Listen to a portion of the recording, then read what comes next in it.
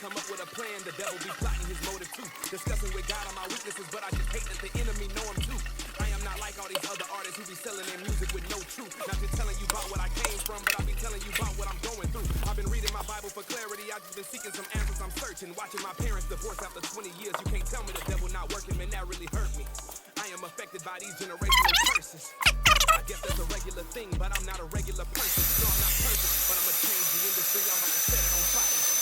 Sending me in like I'm Jeremiah. Sending me in, but I'm not the Messiah. Sending me in like I'm Moses. They tryna play with God like we don't know this. Isn't it obvious everyone knows it? But if they don't, then I'm here to expose it. All of these lyrics he put on my brain, glory to God, he been going insane. All of the snakes that be trying to remain just wanna distract me with money and fame. I used to get tempted, but now I refrain. I have now broken through all of the chains.